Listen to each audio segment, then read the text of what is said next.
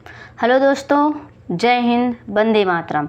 तो दोस्तों, आज के इस वीडियो में हम देखेंगे खिलजी वंश के बारे में। ठीक है, आज के इस वीडियो में हम पढ़ेंगे खिलजी वंश के बारे में।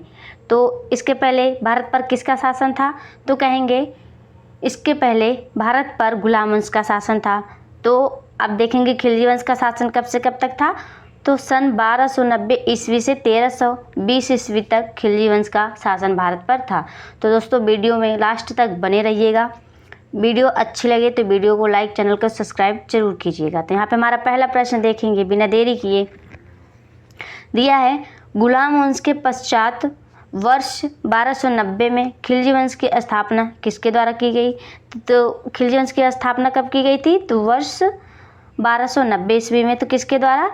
जलालुद्दीन फिरोज शाह खिलजी के द्वारा खिलजी वंश की स्थापना की गई थी। अगला प्रश्न हमारा है, रक्त और लौह की नीति को त्याग कर शासन के उदार नीति का अनुसरण करने वाला दिल्ली का प्रथम सुल्तान कौन था? तो कहेंगे जलालुद्दीन फिरोज शाह खिलजी। ठीक है, यह किसने कौन सी नीति को त्यागा था? रक्त और लौह की नीति को त्याग कर या उदार नीति का अनुसरण करने वाला दिल्ली का प्रथम सुल्तान था। अगला प्रश्न हमारा है, वर्ष 1296 में कड़ा मानिकपुर में जलालुद्दीन की हत्या किसने की थी? तो कहेंगे जलालुद्दीन की हत्या किस सन में हुई थी? तो सन 1296 ईस्वी में मानिकपुर में अलाउद्दीन खिलजी के द्वारा किया गया था। अलाउद्दीन खिलजी के बचपन का नाम क्या था? तो अली गुरशब था, गुरशब। अगला प्रश्न है, जलालुद्दीन के हत्या के पश्चात अलाउद्दीन खिलजी ने अपना राज्याभिषेक कहाँ करवाया? तो उन्होंने बलबन के लाल महल में करवाया था। किसके? बलबन के लाल महल में जलालुद्दीन की हत्या के बाद अलाउद्दीन खिलजी ने अपना राज्याभिषेक करवाया था। अलाउद्दीन खिलजी एक साम्राज्यवादी शासक था। ठीक है, वह विश्व विजय प्राप्त करने के साथ साथ एक नए धर्म की स्थापना करना चाहता था। वो क्या चाहता था? वह विश्व पर विजय प्राप्त करना चाहता था। उसके साथ साथ वह नए धर्मों की स्थापना भी करना चाहता था। राज्याभिषेक के पश्चात सिकंदर ए शानी या द्वितीय सिकंदर की उपाधि किसने धारण की थी? तो अलाउद्दीन खिलजी ने। कैसी उपाधि? द्वितीय सिकंदर की उपाधि अलाउद्दीन खिलजी ने धारण की थी। सुल्तान बनने के पश्चात अलाउद्दीन खिलजी ने प्रथम आक्रमण किस शासक पे किया था? किस शासक पर? तो कहेंगे आर्यकड़, जो कि गुजरात का शासक था। आर्यकड़ कहाँ का शासक था? तो वह गुजरात का शासक था, जिसपे अलाउद्दीन खिलजी ने प्रथम आक्रमण किया था। अलाउद्दीन का सेनापति मलिक काफूर गुजरात विजय के दौरान नुसरत खां द्वारा 1000 दीनार में खरीदा गया था, इसलिए उसे जहार दीनारी भी कहा जाता था। तो जो गुजरात का मलिक काफूर था वो किसके द्वारा खरीदा गया था? तो कहेंगे नुसरत खां के द्वारा 1000 दीनार में वह खरीदा गया था। वर्ष 1303 ईस्वी में अलाउद्दीन के द्वारा चित्तौड़ पर आक्रमण के समय वहाँ का शासक कौन था? तो वर्ष 1303 में अलाउद्दीन खिलजी ने जो चित्तौड़ पर आक्रमण किया था, तब उस समय वहाँ का शासक राणा रतन सिंह थे। कौन थे? राणा रतन सिंह थे। विंध्याचल पर्वत श्रेणी को पार कर दक्षिण भारत पर आक्रमण करने वाला दिल्ली सल्तनत का प्रथम सुल्तान कौन था? तो वह था अलाउद्दीन खिलजी। इसने कौन सी श्रेणी पार की थी? तो विंध्याचल पर्वत श्रेणी को पार करके इन्होंने दक्षिण भारत पर आक्रमण किया था। अलाउद्दीन के दक्षिण अभियानों का सेनापति कौन था? तो वह था मलिक काफूर। कौन था? मलिक काफूर था अलाउद्दीन के दक्षिण अभियानों का सेनापति। तेलंगाना वारंगल।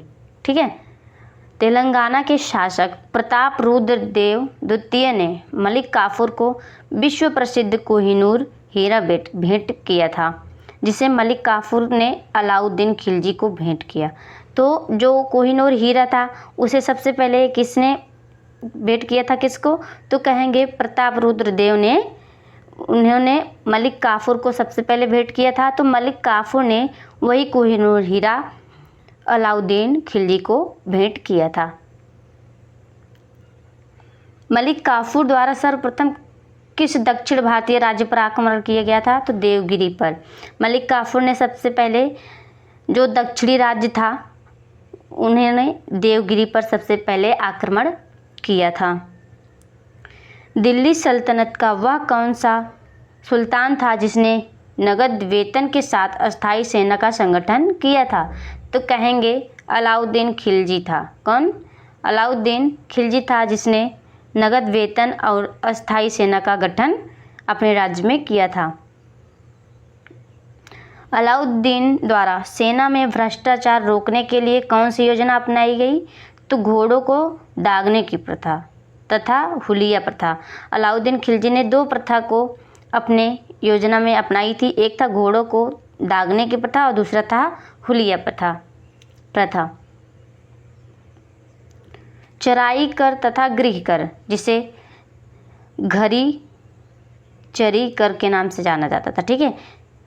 चराई कर तथा गृह कर लगाने वाला प्रथम सुल्तान कौन था? तो अलाउद्दीन खिलजी था। सर्वाधिक मंगोल आक्रमण किसके शासनकाल में हुए थे?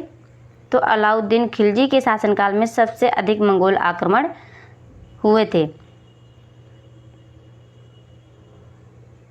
दिल्ली सल्तनत का वह प्रथम सुल्तान कौन था जिसने स्वयं को खलीफा घोषित किया था? तो वह था मुबारक शाह खिलजी। यह क्या किया था इन्होंने? तो इन्होंने स्वयं को ही खलीफा घोषित किया था। घोड़ों के नाल के आकार की मेहराब का प्रयोग सर्वप्रथम कहाँ पर किया गया? तो अलाई दरवाज़ा पर। कहाँ? जो कि अलाई दरवाज़ा कहाँ है? दिल्ली में। अलाई दरवाज़ा पर घोड़े के नाल के आकार की मेहराब का प्रयोग सबसे पहले किया गया था। अगला प्रश्न हमारा है, अलाउद्दीन के किस पुत्र ने स्वयं को खलीफा घोषित किया था? तो मुबारक खिलजी ने। किसने? मुबारक खिलजी ने स्वयं को खलीफा घोषित किया था। अलाउद्दीन खिलजी द्वारा सैनिकों को सस्ते मूल्यों पर वस्तुओं को प्रदान करने के लिए बाजार नियंत्रण की नीति अपनाई थी। तो किसको? जो अलाउद्दीन खिलजी था उन्होंने एक ऐसा बाजार बनाया था जिसमें सैनिकों को सस्ते मूल्य पर या सस्ते दामों पर वस्तुएं दे सकता था।